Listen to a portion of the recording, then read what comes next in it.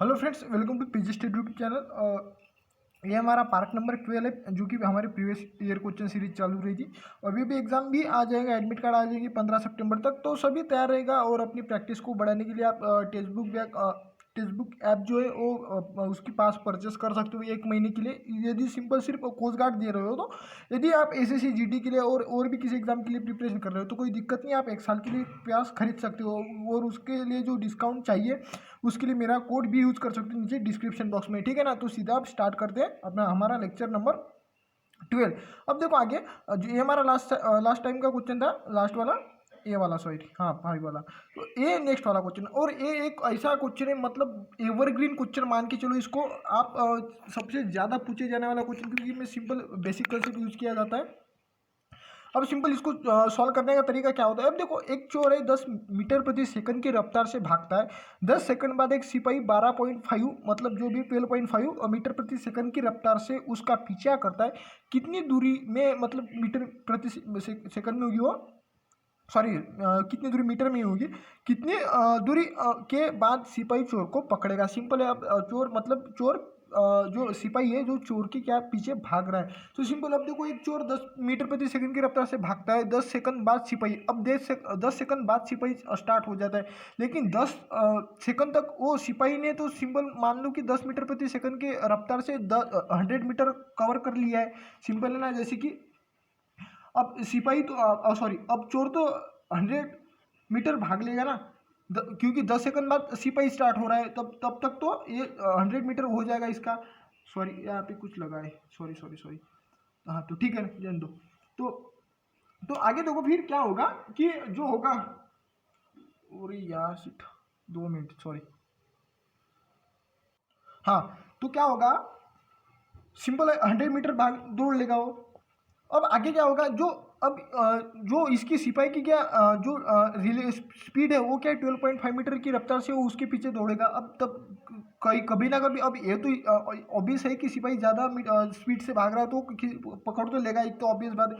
अब लेकिन यहाँ पे होता क्या, इस 100 मीटर को सिपाही को पार करने में कितना टाइम लगेगा। टाइम निकालने के लिए फार्मूला क्या होता है, डिस्टेंस बटा स्पीड होता है। अब यहाँ पे स्पीड कौन सी लेनी है, हमें रिलेटिव स्पीड लेनी है, क्योंकि दोनों भी मतलब एक ही दिशा में भाग रहे हैं, तब जाके वो पकड़ पाएंगे। तो एक ही दिशा में भाग रहे हैं तो मतलब क्या, उसके लिए रिलेटिव स्पीड क्या होती है, माइनस करना पड़ता है। बड़े में से छोटी वैल्यू क्या करना पड़ती है, माइनस। कभी कभी एक दूसरे की विपरीत साइड में जब जाए तो भी वही करना पड़ता है। लेकिन जब एक दूसरे के मतलब एक दूसरे के पास आ रहे हैं तो रिलेटिव स्पीड में क्या पॉजिटिव, मतलब एडिशन करनी पड़ती है। तो सिंपल ये चीज़ें होती है।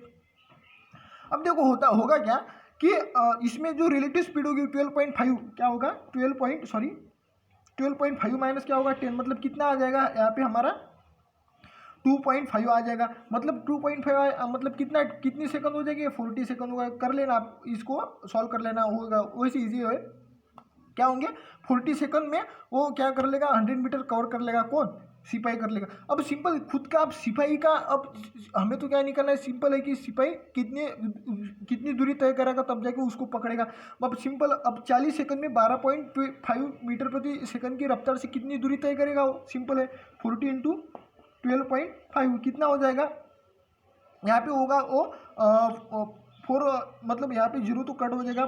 4 5 जो 20, 0 2, 4 2 8 प्लस 2 10, यहाँ पे आ जाएगा 1, और यहाँ पे 4 1 4 प्लस 1, मतलब 500 किलोमीटर वो भागेगा, ठीक है ना। सॉरी, 500,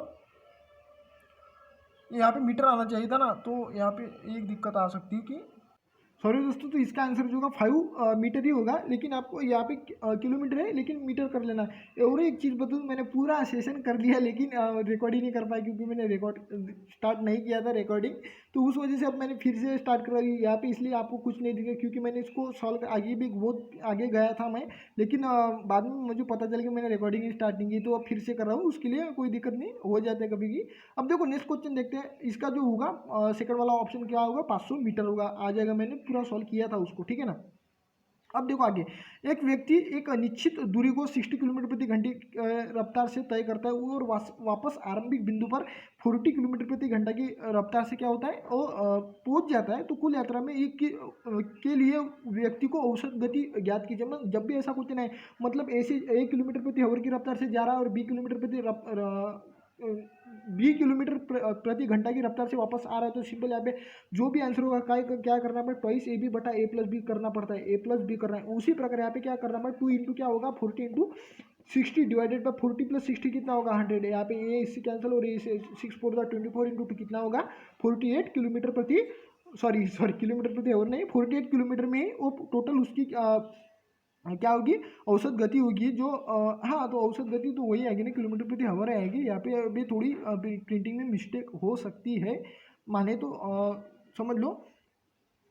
गति ज्ञात करना है तो हाँ देख लेना। तो उसके बाद क्वेश्चन नंबर नेक्स्ट है, उसके बाद का क्वेश्चन देखते हैं। नल ए एक हाउस को 20 घंटे में भर सकता है, जबकि बी अकेले उसी को 30 घंटे में भर सकते हैं, और तथा सी उसको क्या कर रहा है, खाली करने का काम कर रहा है, जो कि 40 घंटे में टोटल पूरा खाली करता है। अब देखो यहाँ पे क्या, यदि हम एक ही बात कर रहे हैं तो क्या कर रहा है वो 20 घंटे में टोटल भर रहा है, मतलब 20 घंटे में टोटल पूरी टाकी भर रहा है, मतलब एक घंटे में कितनी भरेगा 1/20 भरेगा। उसी प्रकार भी 1 घंटे में कितनी भरेगा 1/30, मतलब 30 में से एक भाग भरेगा, क्योंकि 30 घंटे में पूरा भर रहा है, लेकिन यहाँ पे 30 में से वो 1 घंटे में 30 में से एक ही भाग वो फिल करेगा। उसी प्रकार जो सी होगा वो क्या कर रहा है, खाली कर रहा है, 40 घंटे में टोटल खाली कर रहा है, मतलब 1 घंटे में कितना खाली, एक घंटे में कितना खाली 40 में से एक ही खाली कर पाएगा, ठीक है ना। इसका आई होप इतना तो आपको पता होगा। अब देखो यहाँ पे दोनों क्या कर रहे हैं, काम अच्छा काम कर रहे हैं, जो कि टंकी को हाउस को भर रहे हैं, मतलब यहाँ पे हो जाएगा 1/20 प्लस 1/30 होगा, और माइनस क्या करना पड़ेगा 1/40 माइनस, क्योंकि ये खाली कर रहा है। सिंपल इसकी हमें क्या निकालनी है, वैल्यू निकालनी है। अब यहाँ पे हो जाएगा 50/30 प्लस 20 50 बटा कितना होगा 600 होगा। यहाँ से 0 कैंसिल, मतलब 5/60 मतलब कितना हो जाएगा 12×5 = 60 होता है, तो जो यहाँ पे 1/12 अपॉन 1/40 होगा, मतलब यहाँ पे कितना आ जाएगा 28 बटा कितना होगा 12 इंटू कितना होगा 40 होगा। उसी प्रकार इसको सॉल्व करते हैं तो यहाँ पे कितना आ जाएगा 4 3 जा यहाँ पे, और 4 7 जा कितना आ जाएगा 28 आ जाएगा, या 4 3 जा 12 आ जाएगा, मतलब 7/3 इंटू 40 कितना होगा 120, मतलब 7 बटा कितना आ जाएगा 120 आएगा। मतलब क्या होगा कि 1 घंटे में यदि तीनों नल कंटिन्यू चालू रहते हैं तो 1 घंटे में टोटल 120 में से कितना 7 भाग वो भर पाएगा, जो ऐसा हो जाएगा। यदि बात करें तो क्या होगा, मतलब टोटल टंकी भरने में, ऐसे सिचुएशन में टोटल टंकी भरने में कितना समय लगेगा ये निकालना है हमें। तो उसके लिए क्या थोड़ा इशू हो सकता है, क्योंकि बाजू में थोड़ा वर्क चालू है, फिर भी मैं इसको मेरे पास ले लेता हूँ। अब क्या होगा कि सिंपल इसको क्या करना पड़ेगा, 1 घंटे का काम इतना हो रहा है, मतलब टोटल 120/7 घंटे में टोटल क्या होगी वो टंकी भर पाएगी। मतलब 120/7 को कैसे लिख सकते हैं हम, 17/1/7 से लिख सकते हैं। आई होप आपको नहीं दिख रहा, अब दिख जाएगा। तो क्या 1/7 लिख सकते हैं, क्योंकि 17 × 7 119 होगा, प्लस 1 120 अब डिवाइडेड बाय 7 होगा। तो ये आपको आई होप आपको आ गया होगा। उसके बाद क्वेश्चन नंबर नेक्स्ट है, 2 नल है ए और बी एक हाउस को क्रमशः 1 घंटा तथा एवं 75 मिनट में भरते हैं। एक निकास नल सी है, यदि सभी 3 नलों को एक साथ खोल दिया जाए होता हाउस तो क्या होगा 50 मिनट में वो भर जाता है। भरे हुए हाउस को सी कितने समय में खाली कर देगा। मतलब हमें क्या करना पड़ेगा, जो भरा हुआ हाउस होगा या फिर नहीं भी भरा हुआ, लेकिन सी की जो हमें ईपीजी मतलब कितने टाइम में वो टोटल जो हाउस है वो खाली कर सकता है, यही निकालना है। तो इसके लिए क्या फार्मूला अभी हमने सॉल्व किया था, हमने इक्वल टू की इधर की साइड की वैल्यू निकलनी है, लेकिन यहाँ पे हमें सी की मतलब कितने टाइम में कम करेगा। यहाँ पे हमें क्या दिया है, मतलब 50 मिनट में टोटल भर रहा है, मतलब कि 1 घंटे में 1/50 होगा। उसी प्रकार यहाँ पे 1 घंटा दिया, मतलब हमें सभी मिनट में तो क्या 60 मिनट करना पड़ेगा। अब यहाँ पे ए बी भी भर रहा है और ए भी टंकी को हाउस को भर रहा है, लेकिन जो सी है वो क्या कर रहा है, खाली कर रहा है। सिंपल इसको सॉल्व करना पड़ेगा, 60 × 75 और ये होगा 135 माइनस 1/, इसको मैं 50 कर लेता हूँ और 1/c को इधर कर लेता हूँ। तो सिंपल इसको सॉल्व करना पड़ेगा। और यहाँ पे जो आ जाएगा, यहाँ पे आ जाएगा सॉल्व करने के बाद 9 अपॉन यहाँ पे आ जाएगा 300 आ जाएगा -1/50 और 50 इंटू 9 कितना हो जाएगा 450 माइनस 300 कितना होगा 150 डिवाइडेड बाय कितना होगा 300 इंटू 50 और 50 3 जा कितना होगा 53 जा 150 और 300 का कितना होगा 300 तो 1/c इज इक्वल टू क्या है 1/100 मतलब c की वैल्यू क्या आ गई 100 मतलब c जो अकेला कार्य करे तो 1 घंटे में 1/100 इकाई भरेगा तो 100 हावर में वो टोटल पूरी टंकी क्या टोटल पूरी टंकी क्या मतलब जो हाउस है वो क्या करेगा खाली कर देगा। सिंपल यही तो हमें आंसर निकालना था। आपको थोड़ी बहुत दिक्कत हो रही होगी तो उसके लिए माफ़ी चाह रहा हूँ। थोड़ा आवाज़ कम करेगा मतलब उसका जो होगा कम हो जाएगा जो होगा अभी मतलब बाजू में वो थोड़ी बोर करना चालू है तो उसके लिए थोड़ी दिक्कत आ सकती है। उसके बाद क्वेश्चन नंबर नेक्स्ट है बस और मेरी गलती है यार अभी तो स्टार्ट नहीं अभी कुछ भी आवाज़ नहीं था यार मैंने पूरा सेशन कंप्लीट कर लिया था लेकिन वो क्या करे। अब देखो यहाँ पे क्या हुआ एक बस निश्चित दूरी का आधा 30 किलोमीटर प्रति घंटा तथा शेष 40 किलोमीटर प्रति घंटा की चाल से चल कर दूरी तय करने में कुल 7 घंटे समय लेता है।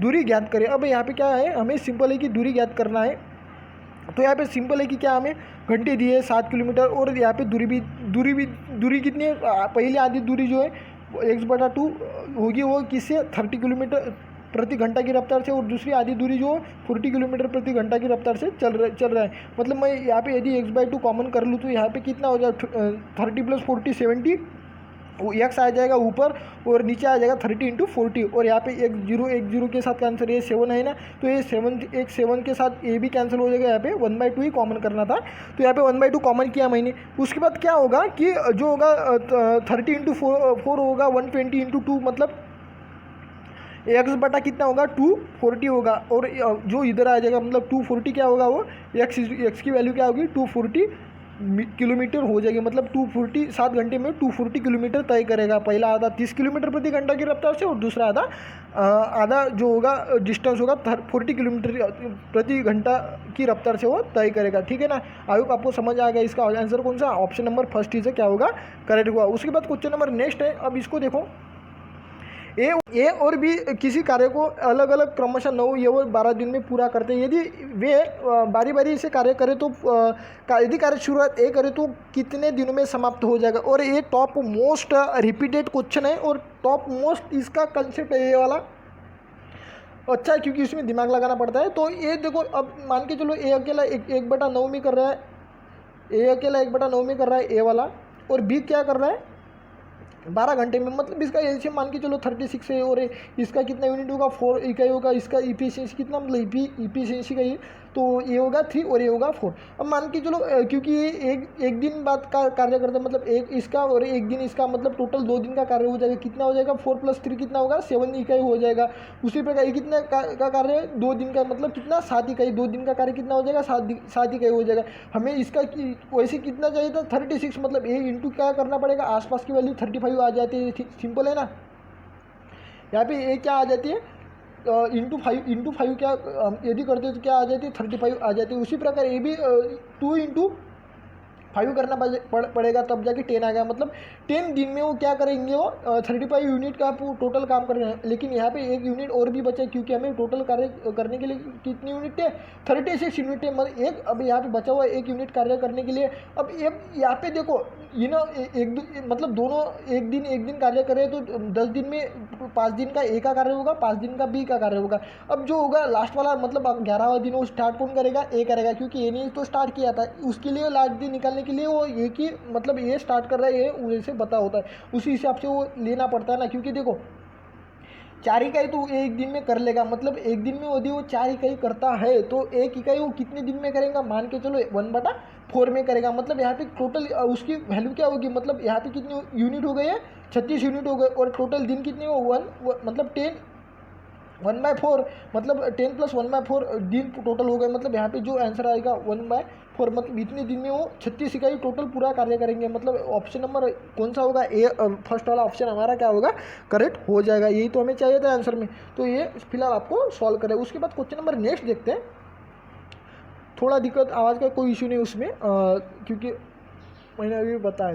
तो देखो कुछ व्यक्ति मिलकर किसी कार्य को 60 दिनों में करते हैं। यदि 8 व्यक्ति और शामिल हो जाए तो कार्य पूरा करने में 10 दिन कम लगेंगे। क्या करेंगे, क्या कर लगेंगे, 10 दिन कम लगेंगे। आरंभ में कितने व्यक्तियों ने मिलकर कार्य करना शुरू किया था? मतलब मान के चलो आरंभ में आदमी थे M1 और इसका फार्मूला होता है कि M1 D1 is equal to M2 D2। जब भी वर्क की बात की जाए तो वो यहाँ पे सिंपल है कि M1 हो D1 या फिर H1 मतलब हावर्स भी हो या फिर इफिशिएंसी भी हो तो टोटल इसके साथ ही आते हैं। लेकिन यहाँ पे यदि W आ जाता मतलब जो वर्क आ जाता है तो उसके लिए वो यहाँ पे W2 और इंटू W यहाँ पे इधर इस साइड होगा W1। तो ये थोड़ा रेसिप्रोकल होता है W वाला, यहाँ पे इसको याद भी रख सकते हो। W जो है वो रेसिप्रोकल रहता है। तब भी सिंपल है, M1 यदि रहते तो 60 दिन में कार्य होगा और 8 दिन क्या होते हैं शामिल, 8 आदमी जो है शामिल होते हैं। मतलब M प्लस कितना होगा 8 इंटू कितना करेंगे, अब 10 दिन कम लगेंगे मतलब कितना 50 लगेंगे। मतलब सिंपल इसको 0 होगा कैंसिल, इसको सॉल्व करना है। 6M1 इज इक्वल टू यहाँ पे 5M1 प्लस 8 इंटू 5 होगा 40। मतलब यहाँ पे M1 इज इक्वल टू कितना होगा 40 होगा। ठीक है ना, यही तो हमें ऑप्शन चाहिए था। मतलब ऑप्शन नंबर सेकंड इससे क्या होगा करेक्ट होगा। ये हमारा मतलब 40 दिन M1 मतलब शुरुआत से काम कर रहे थे, ये हमारा आंसर था। उसके बाद क्वेश्चन नंबर नेक्स्ट है ए है। ए जो है बी से 2 गुना कार्य कुशल है। मतलब यदि बी 1 करेगा तो ए क्या करेगा 2 कार्य करेगा, बी 1 ही करेगा तो ए क्या करेगा 2 करेगा। मतलब ए 2 गुना ज़्यादा कुशल है बी से। दोनों मिलकर किसी कार्य को 16 दिन में पूरा करते हैं। यदि दोनों अलग अलग काम करें तो काम कितने दिनों में समाप्त हो जाएगा। मतलब दोनों का अलग अलग दिन का कार्य हमें क्या करना है निकालना है। अब देखो यहाँ पे क्या होगा ए और बी क्या करना है, मतलब मान के चलो ए क्या 2 कार्य करे क्योंकि बी अकेला बी से ए कुशल 2 गुना कुशल है। मतलब बी 1 करेगा तो और बी 1 करेगा तो ए कितना करेगा 2 करेगा। ऑब्वियसली यहाँ से आपको वैसे ही पता चल जाता है कि आपको क्या करना है और क्या नहीं करना है।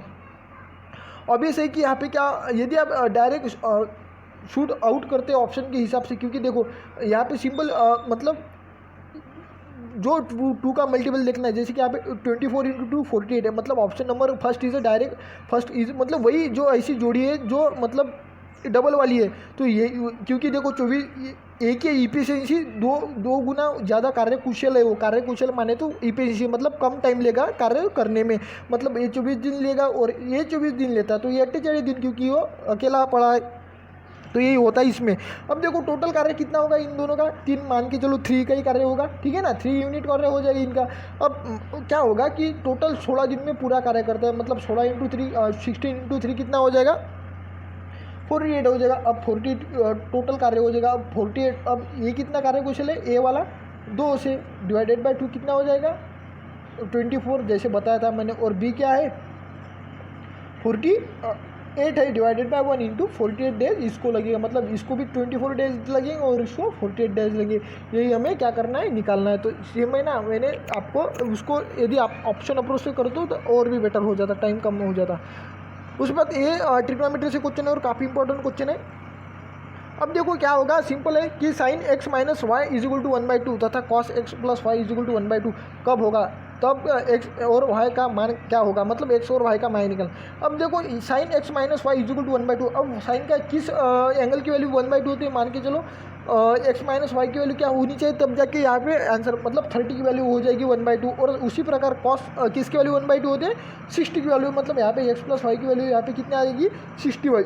सिंपल इसको सॉल्व करना है। 2x इज इक्वल टू 90 मतलब x इज इक्वल टू कितना होगा 40y। और x की वैल्यू यहाँ पे पुटअप कर सकते हो, यहाँ पे पुटअप करो या भी यहाँ पे पुटअप। मतलब y कितना आ जाएगा हमारा 15 डिग्री आ जाएगा। ठीक है ना, मतलब ऑप्शन नंबर हमारा जो होगा यहाँ पे उस हिसाब से बी इज करेक्ट हो जाएगा। उसके बाद क्वेश्चन नंबर नेक्स्ट है कि sec square minus sec square theta minus 1 is into cos square theta minus 1 cosec square theta minus 1। तो ये सिंपल आइडेंटिटी होती है 1 plus tan square theta is equal to sec square theta and 1 plus cot square theta is equal to cosec square theta. उस हिसाब से क्या होगा फिर सेक्स स्क्वेयर थीटा माइनस 1 क्या होगा टैन स्क्वेयर थीटा होगा। और इधर क्या होगा सॉरी इंटू क्या होगा इधर क्या होगा कॉट स्क्वेयर थीटा हो जाएगा। मतलब यहाँ पे कितना आ जाएगा आंसर हमारा 1 आ जाएगा। उसके बाद क्वेश्चन नंबर नेक्स्ट है cosec theta into under root of 1 minus cos square theta. अब under root of 1 minus cos square theta कितना सबको पता है साइन स्क्वेयर थीटा होता है। और साइंस के दौरान रूट में तो मतलब यहाँ पे क्या बचेगा सिंपल साइन थीटा। और इधर उसका क्या है उसका भी रेसिप्रोकल ये कलीगी होता है ना। तो यहाँ पे किसका कोसेक थीटा की वैल्यू क्या आती है 1 बाय साइन थीटा। मतलब यहाँ पे जो होगा साइन थीटा कैंसिल। मतलब यहाँ पे क्या बचेगा यहाँ पे भी इसकी भी वैल्यू क्या आ जाएगी 1 आ जाएगी। सिंपल है ना।